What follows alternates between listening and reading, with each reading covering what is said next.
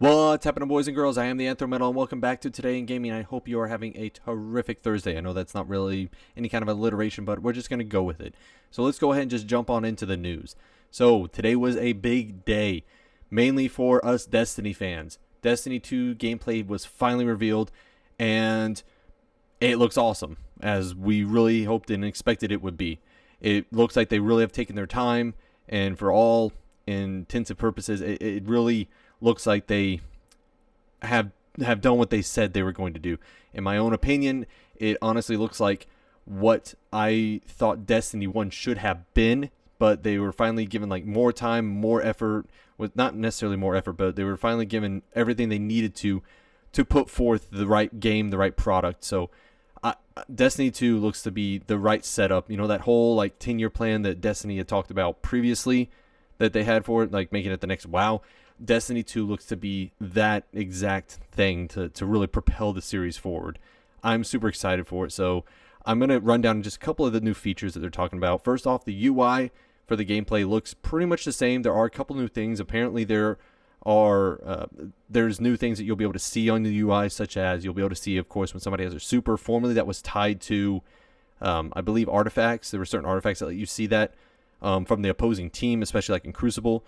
You can see when somebody's picked up what's called power ammo now. Apparently there are now 3 different types of weapon classes, at least weapon slots. You have your kinetic ones, you have your energy ones, and your power weapons, which formerly were primary, secondary, and heavy. So energy weapons are going to be like the fusion rifles, anything that is a beam type weapon. Kinetic was anything that uses bullets. So theoretically, you can have a fusion rifle and a sniper rifle. Instead of it being like a special class where it was like, Lowland Beyond was a sniper rifle you could use in your primary slot, or universal remote, or etc., anything like that. We got glimpses of a grenade launcher, a crazy looking rocket launcher that fired out like some balls of electricity.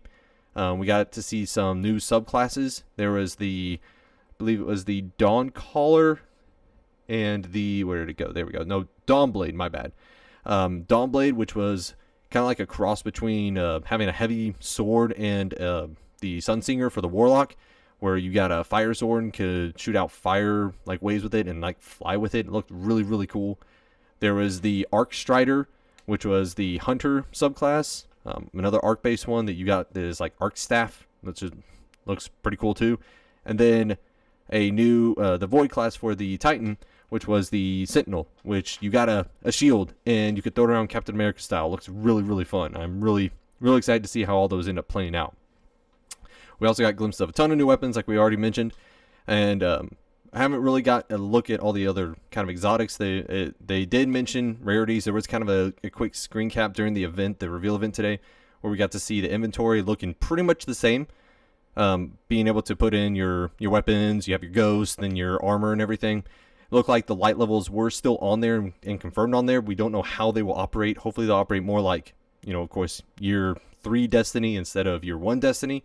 But hopefully it won't be nearly as tight as too much, just in my opinion. I just don't know how it's going to operate because it was so confusing to start out with. You had to get to level 40 and then you got to use light after that. It was just weird.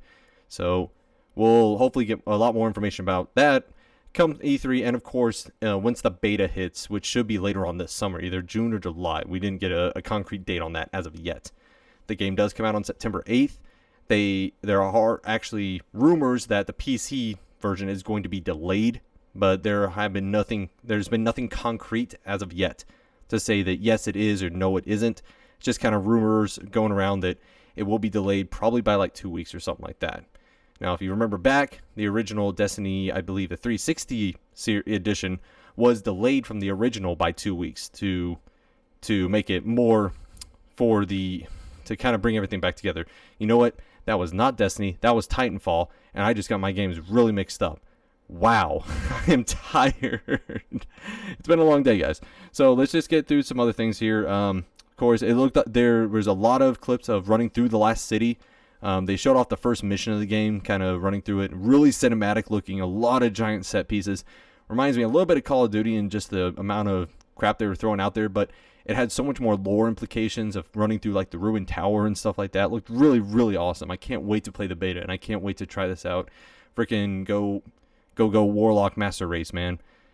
So a few more things just to run through here. There's gonna be new PvP modes, look like a capture kind of mode, kind of like a hold a point, not like a control, a little bit different.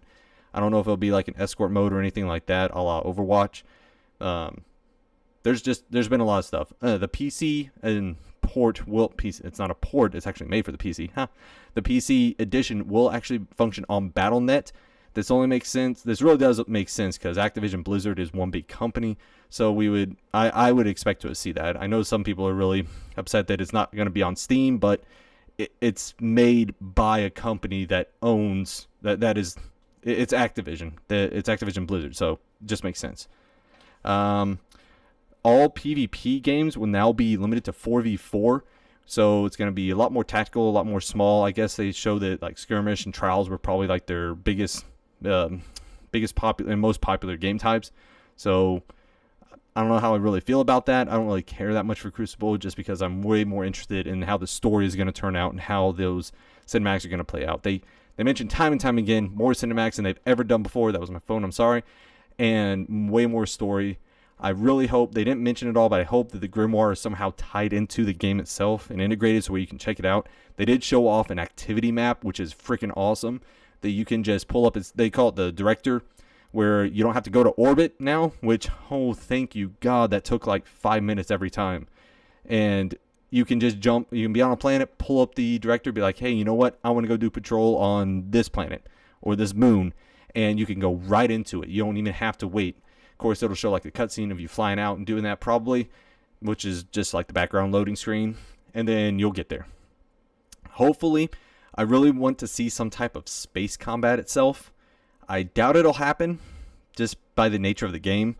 But I would really like to see them be able to use ships in a new way instead of just being a cosmetic item. Maybe as a mount of some sort, or I don't know. Sparrows, there was a few glimpses of sparrows that are going to be making a return, but nothing really in-depth to see on that. Let's see, what else do we got? There will now be the clan integration is going to be really in-game now. It won't just be through Bungie.net. It'll be, you can do everything in there, clan management, inside the game itself. And searching for games and stuff. There will be a new thing called guided games, which is kind of a variation of matchmaking, where you'll be able to look for players, kind of like LFG, look for players or look for groups yourself if you're looking for a raid or a strike or nightfall or something like that, just to do with some other people instead of if you're a solo player, if you're a couple of players looking for a group and stuff like that. So it's really promising, really looking forward to it. Oh man, there's a bunch of stuff on here. Let's see here. What else do we got? You know what? Let's go ahead and just that's about. I mean, there's a lot. I'm gonna post links to the trailer, to the gameplay trailer down below. It's almost overwhelming how much shit that it's coming out with it, and just take a look at the gameplay trailer, and any comments or any questions, just post them below. Moving on from Destiny news, we got a little bit of Overwatch news. The anniversary event that we talked about has been confirmed. May 23rd is its start date. And today we got a little bit more stuff. It kind of seems like they're going to be leaking a little bit of stuff every day. We got confirmation 3 new arena maps. Now, formerly, the rumor was it was going to be 3 new maps, with one being an arena map. But now they said 3 new arena maps. We don't know what the arena maps, what that means, though, what that moniker really says. So it could just be they're all the 3v3 a la Eco Point, Antarctica. Or it could be just like, well, that's just the name for battle maps. I don't know, just the regular maps. But it could be tied to a new game type as well. There was just a very brief glimpse that they gave us via a small, like a video that they showed off a couple of the maps, and they look pretty interesting, look pretty cool. Let's see here.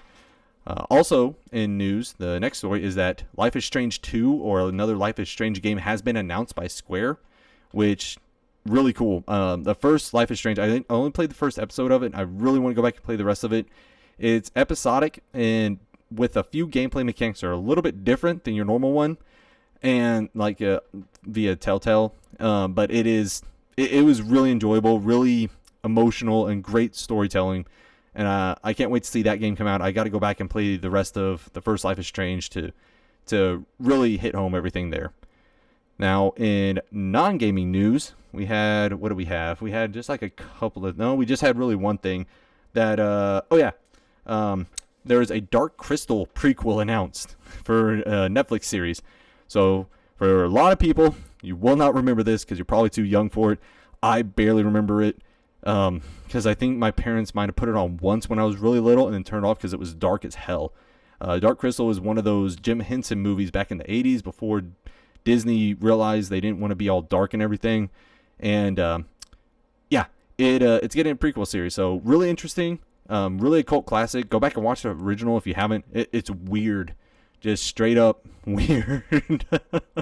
Imagine like all the craziness of Labyrinth, but without the quality of, I don't want to say quality of acting really, but just without the like inherent quirkiness of those actors and the whole story of Labyrinth. It's really just weird puppetry and stuff like that. But anyways, that's going to do it for the news today. I'm hyped. I'm freaking hyped central. I am become hype right now for Destiny 2. I need it. I need it now. And this is only going to build because Overwatch is next week. And then E3 is like 2 weeks after that. Holy crap, guys. We are really getting into it. Are you excited about all of this? You can tell I am. I'm shaking with it. And I just get it out. And just let me know. I'll post everything below. It's been awesome. Of course, I'm the Anthem. This was Today in Gaming. I love you, and I will see you tomorrow.